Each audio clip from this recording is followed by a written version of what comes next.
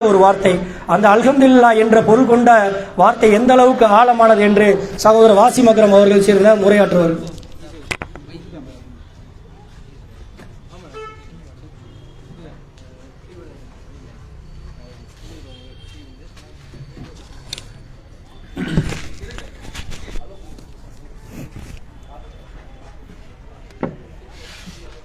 இன்னல் ஹம்தலில்லாஹ் நஹ்மதுஹு நஸ்தஈனுஹு நஸ்தக்ஃபிருஹு வ நஊது பில்லாஹி மின் ஷுரூரி அன்ஃபுஸினா வ மின் ஸய்யிஆத்தி அமாலினா மை யஹ்திஹில்லாஹு ஃபலா முலில்ல லஹு வ மை யுலில் ஃபலா ஹாதிய லஹு வ அஷ்ஹது அல்லா இலாஹ இல்லல்லாஹு வஹ்தஹு லா ஷரீக லஹு வ அஷ்ஹது அன்ன முஹம்மதன் அப்துஹு வ ரசூலுஹு அம்மா பஅத். யா அய்யுஹன் நாஸ் இத்தகு ரப்பக்குமுல்லதீ ஹலகக்கும் மின் நஃப்ஸி வாஹிதா வ ஹலக மின்ஹா ஸௌஜஹா வ பஸ்ஸ மின்ஹுமா ரிஜாலன் கஸீரன் வ நிஸாஅ வத்தகுல்லாஹ அல்லதீ தஸாலூன பிஹி வல் அர்ஹாம் இன்னல்லாஹ கான அலைக்கும் ரகீபா. எல்லா புகழும் புகழ்ச்சியும் அல்லாஹ் ஒருவனுக்கே உரித்தாகட்டுமாக. அல்லாஹுடைய அருளும் கருணையும் நம் உயிரிலும் மேலான நபிகள் நாயகம் ஸல்லல்லாஹு அலைஹி வஸல்லம் அவர்களின் மீதும் அவர்களை அப்படியே பின்பற்றி வாழ்ந்த சத்திய சஹாபாக்கள் மீதும் தாபீன்கள் தப தாபீன்கள் மீதும் குறிப்பாக இங்கு நிலவக்கூடிய நம் அனைவரின் மீதும் என்றென்றும் நின்று நிலவட்டுமாக. பேரன்புக்குரிய எல்லாம் அல்ல அல்லாஹுவின் நல்லடியார்களே, அல்லாஹுடைய மாபெரும் கிருபையினால் கம்பம் மஸ்ஜிதுல் முஸ்லிமின் ஜாக்கிளை சார்பாக நடைபெறக்கூடிய ரமலானை வரவேற்போம் என்ற தலைப்பில் கீழ் நடக்கக்கூடிய இந்த தெருமுனை கூட்டத்திலே நாம் எல்லாம் பங்கெடுத்திருக்கிறோம்.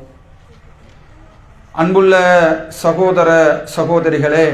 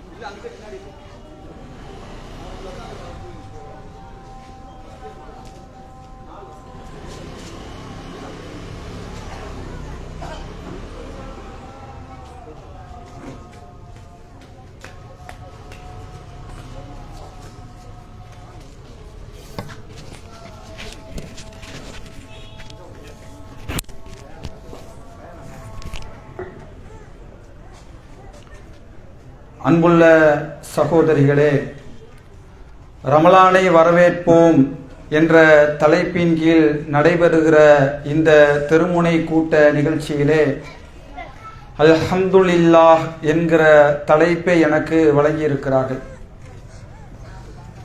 அன்புள்ள சகோதரிகளே, அல்லாஹு ரப்புல் ஆலமீன் இந்த உலகத்திலே நமக்கு ஏராளமான அருட்கொடைகளை அல்லாஹ் வழங்கியிருக்கிறான். அவன் நமக்கு செய்திருக்கிற அருளை எண்ணி பார்த்தால் அல்லாஹ் திருமறை குர்ஆனிலே சொல்லுகிறான், வ இன் தஅது நிஅமத்துல்லாஹி லா துஹ்ஸூஹா. அல்லாஹ் உங்களுக்கு செய்த அருளை எண்ணி பார்த்தால் உங்களால் அதை எண்ண முடியாது, கணக்கிட முடியாது என்று அல்லாஹ் ரப்புல் ஆலமீன் திருமறை குர்ஆனிலே நமக்கு சொல்லி காட்டுகிறான். அந்த அடிப்படையிலே இன்றைக்கு மனித சமுதாயமாக இருக்கிற நமக்கு அல்லாஹ் ஏராளமான அருள் கொடைகளை அல்லாஹ் தந்திருக்கிறான். உலகத்திலே இந்த பூமியை தாண்டி ஏராளமான அண்ட சராசரங்களை படைத்திருக்கிறான். செவ்வாய் என்ற கோள் இருக்கிறது, புதன் என்ற கோள் இருக்கிறது, வெள்ளி என்கிற கோள் இருக்கிறது. பூமியை தாண்டி எத்தனையோ அண்ட சராசரத்தை படைத்த ரப்புல் ஆலமீன் பூமியிலே மட்டும் மனிதர்களுக்கு வாழ்வதற்கு தேவையான எல்லா வசதிகளையும் அல்லாஹ் செய்து கொடுத்திருக்கிறான். நீங்க பூமியை தாண்டி ஒரு 5 கிலோமீட்டருக்கு மேலாக சென்றால் கூட மனிதனால் உயிர் வாழ முடியாது. அப்ப மனிதன் இந்த பூமியிலே உயிர் வாழ வேண்டும் என்று சொன்னால் இந்த பூமியிலே அவன் உயிர் வாழ்வதற்கு தேவையான எல்லா அம்சங்களையும் அல்லாஹ் ரப்புல் ஆலமீன் கொடுத்திருக்கிறான். காற்றை அல்லாஹ் கொடுத்திருக்கிறான், நீரை அல்லாஹ் கொடுத்திருக்கிறான். நாம இன்னும் சொல்ல போனால் இந்த உலகத்திலே இந்த படைக்கப்பட்ட எல்லா ஒன்றுமே மனிதனுக்காகவே நாம் படைத்திருக்கிறோம் என்று அல்லாஹ் ரப்புல் ஆலமீன் திருமறை குர்ஆனிலே நமக்கு சொல்லி காட்டுகிறான். அந்த அடிப்படையிலே நிறைய அருட்கொடைகளை அல்லாஹ் ரப்புல் ஆலமீன் நமக்கு கொடுத்திருந்தாலும் அவன் கொடுத்திருக்கிற அருட்கொடைகளிலே மிகச்சிறந்த அருட்கொடையாக அல்லாஹ் ரப்புல் ஆலமீன் சொல்லி காட்டுவது அல்லாஹ் நமக்கு வழங்கியிருக்கிற இந்த நேர்வழியை அல்லாஹ் ரப்புல் ஆலமீன் சொல்லி காட்டுகிறான்.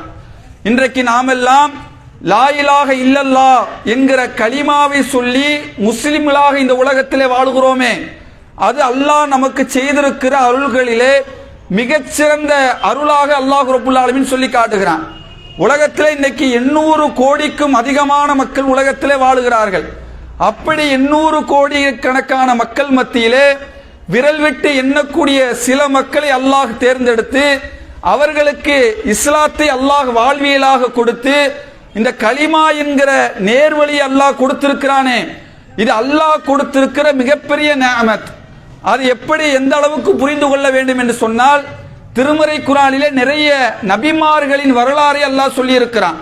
இன்றைக்கு முஸ்லிம்களாக இருக்கிற நாம் இந்த இஸ்லாம் என்கிற நேர்வழி இருக்கு பாருங்க, இன்றைக்கெல்லாம் நமக்கு எந்த தியாகமும் இல்லாமல், எந்த கஷ்டமும் இல்லாமல், எந்த சிரமமும் இல்லாமல் மிக பிறப்பின் அடிப்படையிலே முஸ்லீமாக வாழ்ந்து விட்டோம். பிறப்பின் அடிப்படையிலே முஸ்லீமாக பிறந்து விட்டோம். பிறப்பின் அடிப்படையிலே முஸ்லீமாக பிறந்த காரணத்தினால் இஸ்லாத்தை பற்றி சரியாக நாம் அதை உளப்பூர்வமாக நாம் கடைபிடிப்பதில்லை. என்ன எல்லாருக்கும் கிடைச்சிருக்க மாதிரி, என் பக்கத்து வீட்டுக்கு ஆயிஷாவுக்கு கிடைச்சிருக்க மாதிரி, என் பக்கத்து வீட்டுக்கு பாத்திமாவுக்கு கிடைச்சிருக்க மாதிரி எனக்கு அந்த இஸ்லாம் கிடைத்திருக்கிறது என்று சர்வ சாதாரணமாக பேசுகிறோம். அல்லாஹ் ரப்புல் ஆலமீன் நபிமார்களுடைய வரலாறை சொன்ன ரப்புல் ஆலமீன் திருமறை குர்ஆனிலே நபி நூஹ் அலைஹிஸ்ஸலாம் அவர்கள் வரலாற்றை அல்லாஹ் பேசுகிறான். அவர்கள் வரலாற்றை அல்லாஹ் எப்படி பேசுகிறான் என்று கேட்டால், அவர்களை அல்லாஹ் 950 ஆண்டு காலம் இந்த உலகத்திலே அல்லாஹ் ரப்புல் ஆலமீன் வாழ செய்திருக்கிறார். அல்லாஹ் தூதராக தேர்ந்தெடுத்து 950 ஆண்டு காலம் மக்கள் மத்தியிலே பிரச்சாரம் செய்திருக்கிறார்கள். இஸ்லாத்தை நோக்கி மக்களை அழைத்திருக்கிறார்கள். இந்த நேர்வழியை நோக்கி மக்களை அழைத்திருக்கிறார்கள். அப்படி அழைக்கப்பட்ட நேரத்திலே பெரும்பாலான மக்கள் நபி நூஹ் அலைஹிஸ்ஸலாம் அவர்கள் சொன்ன இஸ்லாத்தை ஏற்றுக்கொள்ளவில்லை. அவர்கள் மறுக்கக்கூடியவர்களாக இருந்தார்கள். அதனால் என்ன செய்தான் என்று கேட்டால், அல்லாஹ் ரப்புல் ஆலமீன் அந்த சமுதாயத்தை அழிக்க முடிவெடுத்து விட்டார். அப்படி சமுதாயத்தை அழிக்கிற நேரத்தில் அல்லாஹ் சொல்லுகிறான், நபி நூஹ் அலைஹிஸ்ஸலாம் அவர்களுடைய வானிலிருந்து மழை வெள்ளம் வருகிறது, பூமியிலிருந்து நீரூற்று வருகிறது. நபி நூஹ் அலைஹிஸ்ஸலாம் அவர்களும் அவர்களை ஏற்றுக்கொண்ட அந்த மக்களும் அந்த கப்பலிலே இருக்கிறார்கள். அந்த நேரத்திலே நூஹ் அலைஹிஸ்ஸலாம் அவருடைய மகன் அந்த இடத்திலே வருகிறார். நூஹ் அலைஹிஸ்ஸலாம் அவர்கள் பெத்த மகன், பெற்றெடுத்த மகன், பாசம் இருக்குமா இல்லையா? அந்த பாசத்தின் வெளிப்பாடாக நபி நூஹ் அலைஹிஸ்ஸலாம் தன்னுடைய மகனை அழைக்கிறார். என் அருமை மகனே, இதோ கப்பல் இருக்கிறது, அல்லாஹ் இந்த உலகத்தை அழிக்கப் போகிறான், நீ இஸ்லாத்தை ஏற்றுக்கொண்டு இந்த கப்பலிலே ஏறிவிடு என்று அல்லாஹ் ரப்புல் ஆலமீன் நபி நூஹ் அலைஹிஸ்ஸலாம் அவர்கள் தன்னுடைய மகனை அழைத்தார்கள். மகன் சொன்னான், என்னுடைய தந்தையே, நான் கப்பல்ல ஏற மாட்டேன், இதோ ஒரு மலை இருக்கிறது, இந்த மலையின் உச்சியில் இருந்து கொண்டு நான் என்னுடைய உயிரை காப்பாற்றிக் கொள்வேன் என்று நபி நூஹ் அலைஹிஸ்ஸலாம் அவருடைய மகன் சொல்லுகிறான். சொன்ன நேரத்திலே ஒரு அலை குறுக்கிடுகிறது. நபி நூஹ் அலைஹிஸ்ஸலாம் அவர்களுடைய மகன் அந்த அலையால் மூழ்கடிக்கப்படுகிறான்.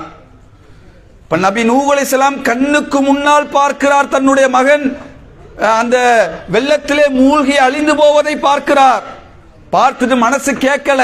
நம்ம 950 ஆண்டு காலம் இஸ்லாத்தை சொன்னோமே, எத்தனையோ மக்களை இஸ்லாத்தின்பால் அழைத்தோமே, எத்தனையோ மக்களை இந்த கப்பலிலே ஏற்றிக்கொண்டோமே, நமக்கு பிறந்த சொந்த மகன் இஸ்லாத்தை ஏற்றுக்கொள்ள மறுக்கிறானே என்ற கவலையிலே அல்லாஹ்விடத்திலே கையேந்துகிறார். இறைவா, நீ எனக்கு வாக்களித்திருந்தாயே, என்னுடைய குடும்பத்தை நீ காப்பாற்றுவதாக வாக்களித்திருந்தாயே, இதோ என்னுடைய மகன் என் கண்ணுக்கு முன்னால் மூழ்கடிக்கப்படுகிறான், எனவே என்னுடைய மகனை காப்பாற்று என்று கேட்கிறார்.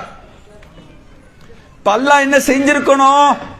950 ஆண்டு காலமாக அல்லாஹ்வுடைய மார்க்கத்தை தூக்கி சுமந்தவர், இறைவனால் தேர்ந்தெடுக்கப்பட்ட தூதர், அவரை பற்றி திருமறை குர்ஆனிலே ஏராளமான இடங்களிலே அல்லாஹ் சிலாகித்து பேசுகிறான்.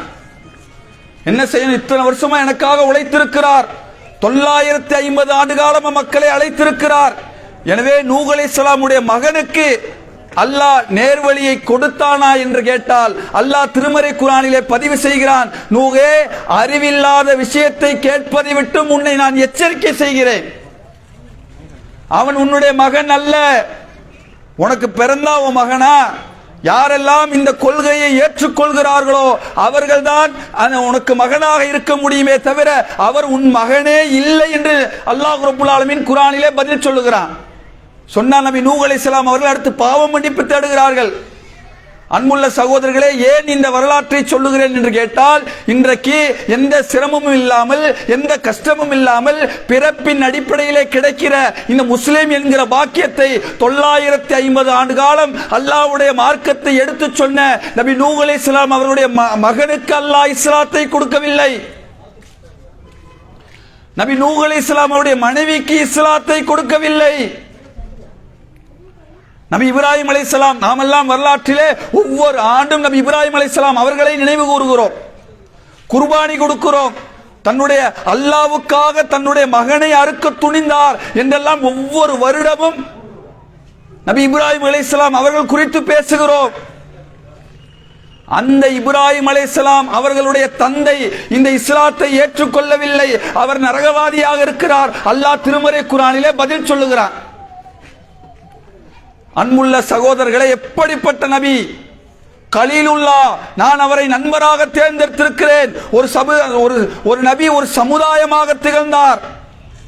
எத்தனையோ சோதனைகளிலே அல்லாஹ்வின் பக்கம் மீட்டக்கூடியவராக இருந்தார். அப்படி நபி இப்ராஹிம் அலைஹிஸ்ஸலாம் அவர்களை அல்லாஹ் சிலாகித்து சொன்ன போதும் கூட நபி இப்ராஹிம் அலைஹிஸ்ஸலாமுடைய தந்தைக்கு அல்லாஹ் இஸ்லாத்தை கொடுக்கவில்லை. ஏன்? நபிகள் நாயகம் ஸல்லல்லாஹு அலைஹி வஸல்லம் அவர்களை எடுத்து பாருங்கள். ஒமா ரஹ்மத்தல் லில் ஆலமீன், நபியே, மனித குலத்துக்கு உம்மை அருளாகவே அனுப்பி இருக்கிறோம். அந்த அளவுக்கு நபிகள் நாயகம் ஸல்லல்லாஹு அலைஹி வஸல்லம் அவர்களை அல்லாஹ் சிலாகித்திருக்கிறான் என்று சொன்னால், ஒரு மனிதர் வருகிறார், வந்து நபிகள் நாயகம் ஸல்லல்லாஹு அலைஹி வஸல்லம் அவரிடத்தில் கேட்கிறார், அல்லாஹ்வுடைய தூதரே, என் தந்தை எங்கே இருக்கிறார் என்று கேட்கிறார். அல்லாஹ்வுடைய தூதர் சொன்னார்கள், உன் தந்தை நரகத்திலே இருக்கிறார். சொன்னதை தாங்க முடியாமல் அழுதுவிட்டு திரும்புகிறார். திரும்பி அந்த நபித்தோழரை பார்த்து நபிகள் நாயகம் ஸல்லல்லாஹு அலைஹி வஸல்லம் அவர்கள் சொன்னார்கள், என் தோழரே, உங்கள் தந்தை மட்டும் நரகத்திலே இல்லை, என்னுடைய தாயும் தந்தையும் நரகத்திலே இருக்கிறார்கள். அன்புள்ள சகோதரர்களே, இந்த உலகத்துக்கே முன்மாதிரியாக அனுப்பப்பட்ட, இந்த உலகத்துக்கே அருட்கொடையாக அனுப்பப்பட்ட நபிகள் நாயகம் ஸல்லல்லாஹு அலைஹி வஸல்லம் அவர்களுடைய தாய்க்கும் தந்தைக்கும் கிடைக்காத இந்த இஸ்லாமிய மார்க்கத்தை அல்லாஹ் உங்களுக்கும் எனக்கும் கொடுத்திருக்கிறான் என்று சொன்னால், இந்த இஸ்லாமிய மார்க்கத்தை எவ்வளவு உளப்பூர்வமாக உணர்வு பூர்வமாக கடைபிடிக்கக்கூடிய மக்களாக நாம் இருக்க வேண்டும். அப்படி இஸ்லாத்தை உறுதியாக கடைபிடிக்கிறோமா? அல்லாஹ் தந்திருக்கிற அந்த மார்க்கத்துக்காக அல்லாஹ்விடத்திலே நன்றி செலுத்தக்கூடிய அடியார்களாக நாம் இருக்கிறோமா?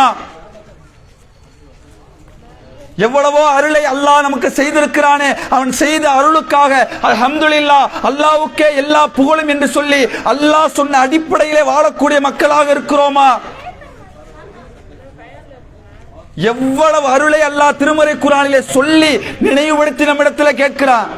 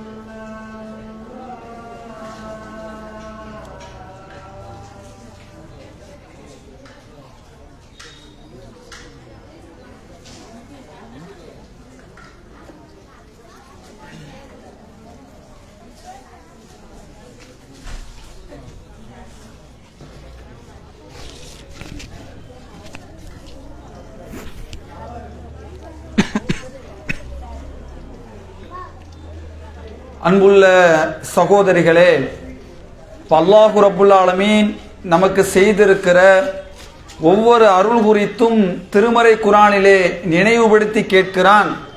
எனக்கு நீங்கள் நன்றி செலுத்த வேண்டாமா என்று கேட்கிறான். நிறைய அருளை அல்லாஹ் நினைவுபடுத்துகிறான். அதிலே திருமறை குர்ஆனிலே அல்லாஹ் நினைவுபடுத்துகிறான், அலம் நஜ்அல் லஹு ஐனைன் வ லிசானஹு ஷஃபத்தைன் வ ஹதைனாஹு நஜ்தைன்.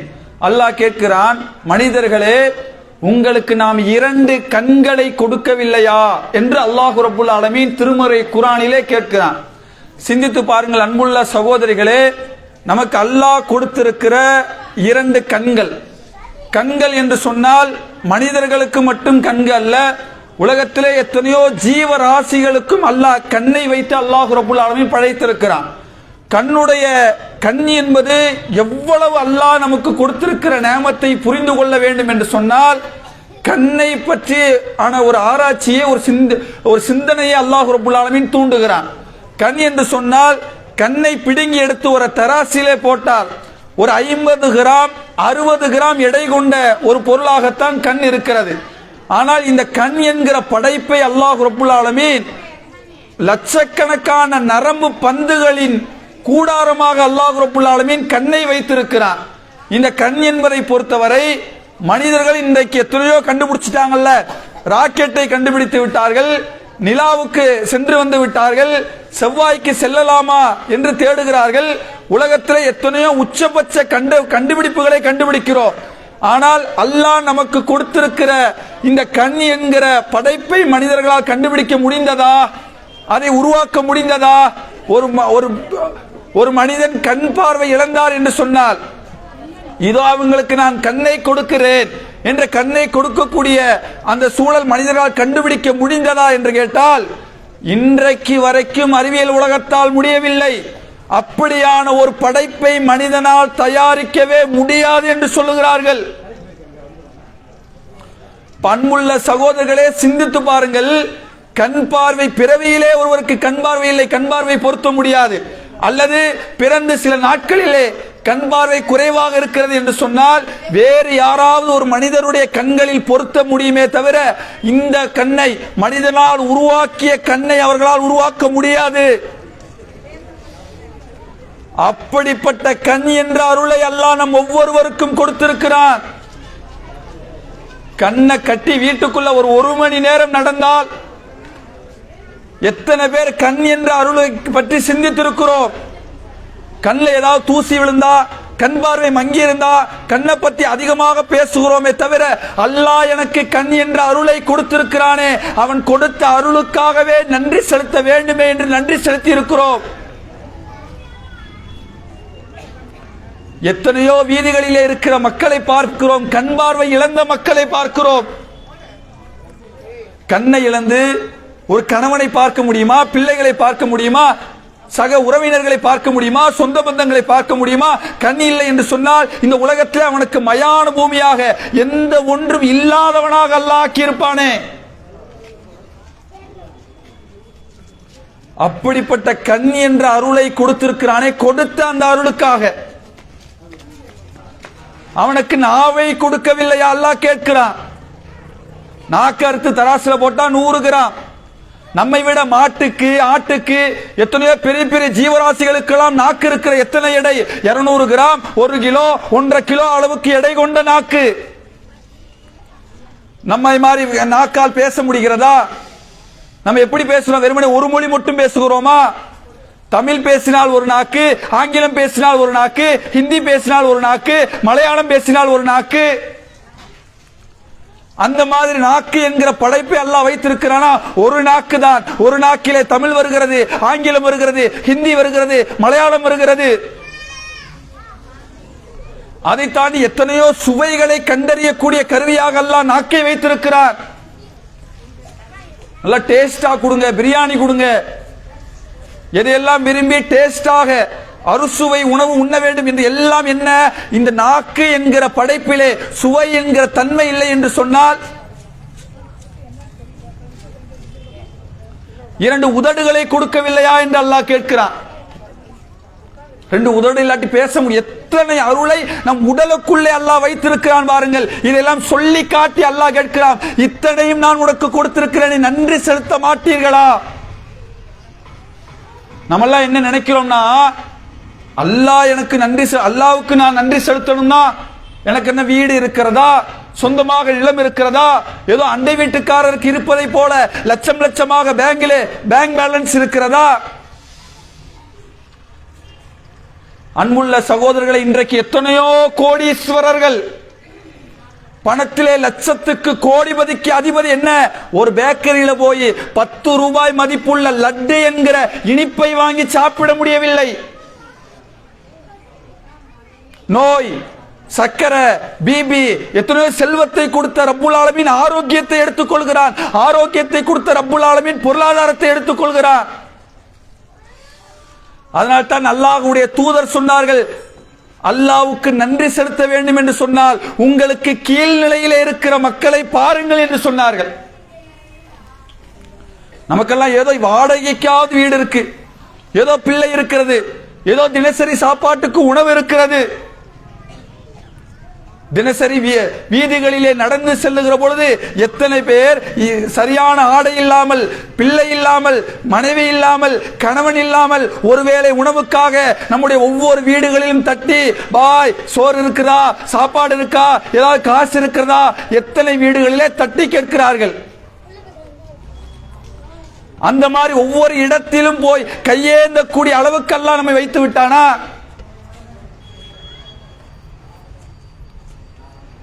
அன்புள்ள சகோதரர்களை, சிந்தித்து பாருங்கள். இதையெல்லாம் அல்லாஹ் கேட்கிறான். நம்ம சாப்பிடுறோமேங்க, சாப்பிட்ட சாப்பாடை பத்தி என்னைக்குமே ஒரு டேஸ்டா ஒரு பொருளை சாப்பிட்டா நம்ம என்ன நினைக்கிறோம், சாப்பிட்டு நம்ம வாடுக்கு படுத்துருவோம். உள்ளே நம்ம உடம்புக்குள்ளே அல்லாஹ் ரப்புல் ஆலமீன் சாப்பிட்ட உணவை செரிப்பதற்கென்றே ஏராளமான இயக்கவியலை அல்லாஹ் உடலுக்குள்ளே வைத்திருக்கிறார். சாப்பிட்டா செமிக்கல, அதுக்கு லட்சக்கணக்கில் செலவழிக்கக்கூடிய சகோதரர்களை பார்க்கிறோம். சாப்பிட்ட சாப்பாடு கழிவு நீராக வெளியேறவில்லை, மலமாக வெளியேறல, சிறுநீராக வெளியேறல, என்ன செய்யணும், டயாலிசிஸ் பண்ணுங்க. ஒரு நாளைக்கு எவ்வளவு? ஒரு சகோதரர் டயாலிசிஸ் பண்ணுவதற்காக மருத்துவமனையில் அனுமதிக்கப்படுகிறார். அனுமதிக்கப்பட்ட சகோதரத்திலே சொல்லுகிறார்கள், ஒரு நாளைக்கு டயாலிசிஸ் செய்ய வேண்டும் என்று சொன்னால் குறைந்தது 1000 to 2000 ரூபாய்க்கு அளவுக்கு செலவாகும் என்று சொன்ன பொழுது அந்த சகோதரர் கதறி கதறி அழுகிறார். ஏன் அழுகிறீர்கள் என்று கேட்ட பொழுது, எனக்கு வயது 60 ஆகிறது, 60 ஆண்டு காலமாக எந்த ஒரு விலையும் கொடுக்காமல் அல்லாஹ் என்னுடைய உடலை வைத்திருக்கிறானே, அந்த இறைவனுக்கு நான் என்ன செய்து விட்டேன்?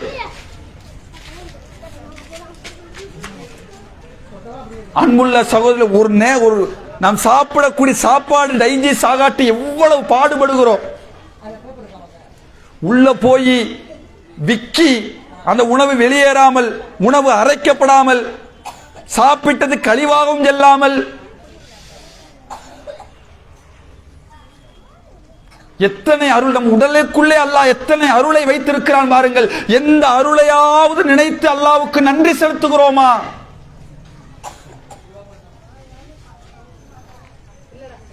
அல்லாஹ் மேலும் கேட்கிறான், ஃபல் யல்லுல் இன்சானு இலா தஆமி அன்னா சபபனல் மாஅ சப்பா சும்ம ஷக்கக்னல் அர்ல ஷக்கா. வானத்திலிருந்து மழையை நான் உங்களுக்கு தரவில்லையா? நீங்கள் சாப்பிடக்கூடிய உணவை என்றைக்காவது சிந்தித்து பார்த்தீர்களா? வீட்டில் வகை வகையா வச்சு சாப்பிடுறோமே, ஒவ்வொரு காய்கறிகளையும் வைத்து சாப்பிடுகிறோமே, சாப்பிட்ட சாப்பாடை என்னைக்காவது சிந்திச்சு பார்த்தீங்களான்னு கேட்கிறான் அல்லாஹ் ரப்புல் ஆலமீன். நம்ம என்ன செஞ்சு, நான் தான் விவசாயம் பண்றேன், நான் தான் தோட்டத்திலே போய் தக்காளியும் வெங்காயத்தையும் எனக்கு தேவையான பயிர்களையும் நான் உண்டாக்குகிறேன், நெல்லை விதைக்கிறேன் சொல்ல முடியுமா? நம்ம என்ன செஞ்சோம்? பூமியுடைய தன்மை என்ன? எந்த ஒன்றை போட்டாலும் பூமி அதை அரித்து பஸ்மமாக்கிவிடும். மௌத்தை கொண்டு போய் அடக்கம் பண்றோம், 3 மாசத்துக்கு பிறகு ஆளை தோண்டி எடுத்து பார்த்தா எலும்பு இருக்குமா? எந்த ஒன்றும் இல்லை. அதே நேரத்திலே அல்லாஹ் எப்படி படைத்திருக்கிறான் பாருங்கள். நாம் சாப்பிடக்கூடிய நெல்லாக இருக்கலாம், அரிசியாக இருக்கலாம், காய்கறி உணவு வகைகளாக இருக்கலாம், தக்காளியாக இருக்கலாம், வெங்காயமாக இருக்கலாம், ஒரு சிறிய விதையை பூமிக்குள்ளே போடுகிறோம். போட்டா என்னங்க ஆகணும்? மற்ற பொருளை போட்டா என்ன ஆகுது? எல்லாத்தையும் அரிச்சு தின்றதுல அல்லாஹ் கேட்கிறான், பூமி அல்லாஹ் பிளக்கிறான். தினோடு ஒரு சின்ன விதைங்க போட்ட விதையின் மூலமாக பூமியை பிளந்து பூமியிலிருந்து அல்லாஹ் ரப்புல் ஆலமீன் நமக்கு தேவையான எத்தனையோ காய்கறிகளை அல்லாஹ் கொடுக்கிறான். மழையை அல்லாஹ் தரவில்லையா என்று கேட்கிறானே. 2 நாட்கள் 3 நாட்கள் ஒரு அளவுக்கு மழையின் தீவிரம் அதிகமடைந்து விட்டால் ஊர்களிலே வீடுகளிலே இருக்க முடியுமா? சென்னையிலே வந்தது, பெரிய பெருவெள்ளம் வந்தது. 2 நாள் அந்த மக்களுக்கு அல்லாஹ் ரப்புல் ஆலமீன் மழையை அதிகமாக அந்த பகுதிகளை பெய்ய செய்தான். எந்த அளவுக்கு? கோடீஸ்வரர்கள் லட்சாதிபதிகள் எல்லாம் நடு வீதிகளுக்கே வரக்கூடிய அளவுக்கு அந்த மழை யாராவது தடுக்க முடிந்ததா?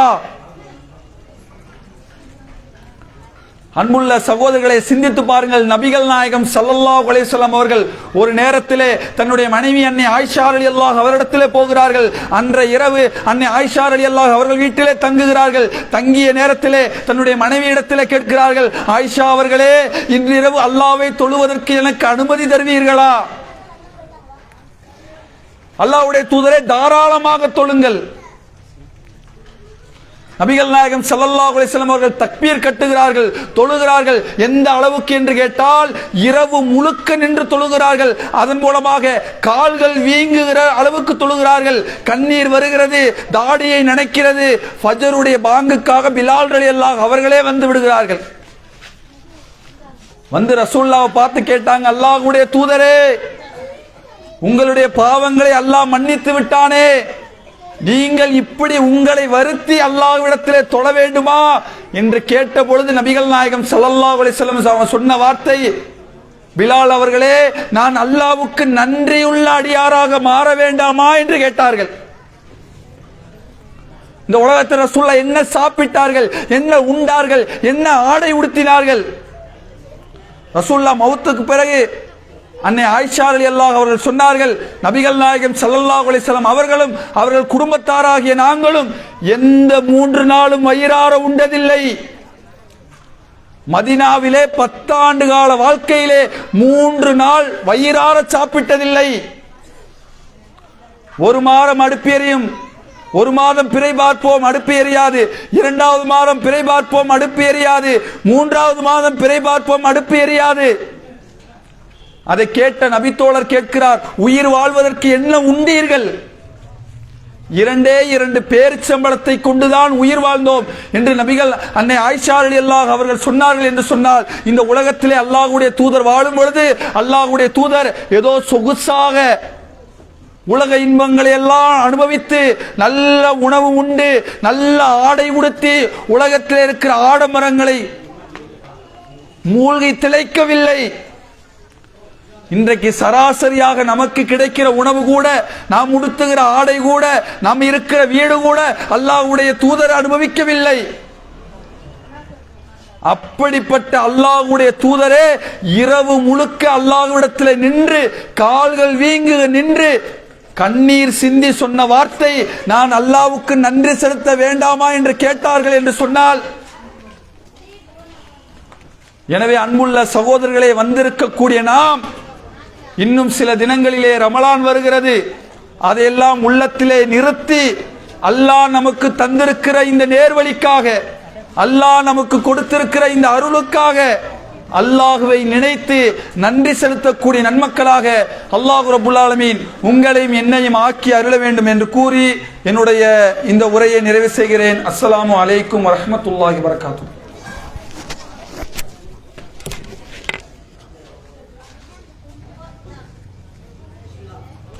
அல்ஹம்துலில்லாஹ், ஜஸாக்கல்லாஹ் ஹைர்.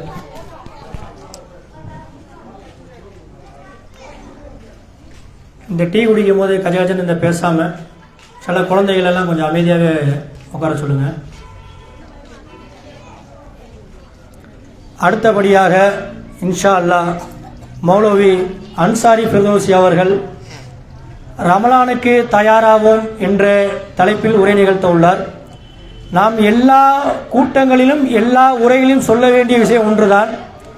இங்கே வந்திருக்கக்கூடிய மக்கள், நான் இங்கிருந்து ஏதாவது ஒரு செய்தியை கேட்டு அந்த கேட்ட செய்தியை என் வாழ்நாளில் நான் பின்பற்ற வேண்டும்.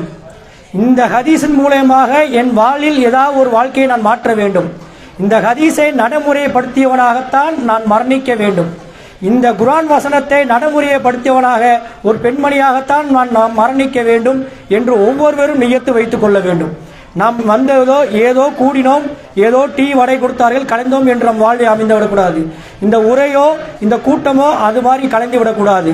இந்த உரையின் மூலியமாக என்னுடைய ஈமான் புதுப்பித்தது, என்னுடைய செய்திகள், என்னுடைய ஈமான்கள் அதிகரித்தது, என்னுடைய ஈமான்கள் இதன் மூலம் உயர்ந்தது என்ற ஒரு நோக்கத்தில் தான் இந்த கூட்டமே கூட்டுகிறோம்.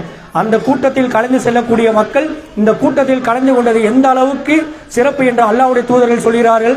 இந்த கூட்டத்தில் வானவர்கள் ரெக்கை போர்த்திக் கொள்வார்கள். எந்த அளவுக்கு என்றால் இங்கிருந்து அல்லாஹ்வுடைய வானம் வரைக்கும் இந்த அடியார்கள் என்னிடம் ஒரு செய்தியை கேட்டுக்கொள்கிறார்கள். அல்லாஹ்வுடைய தூதர் வானவர்கள் போய் சொல்லுவார்கள், இந்த கூட்டம் எதை பற்றி பேசிக் கொண்டிருக்கிறார்கள். வானவர்கள் சொல்லுவார்கள், உன்னுடைய நரகத்திலிருந்து இந்த கூட்டம் பாதுகாப்பு தேடுகிறது யா அல்லாஹ். அந்த கூட்டம், அந்த மக்கள் நரகத்தை பார்த்திருக்கார்களா? இல்லையா அல்லாஹ். அப்படி எதன் மூலியமாக நரகத்தின் மூலம் பாதுகாவல் தேடுகிறார்கள்? உன்னுடைய இறை தூதர் மூலியமாகவும் உன்னுடைய வகை செய்திகள் மூலியமாகவும் அவர் நரகத்தை கேட்டார்கள். அதன்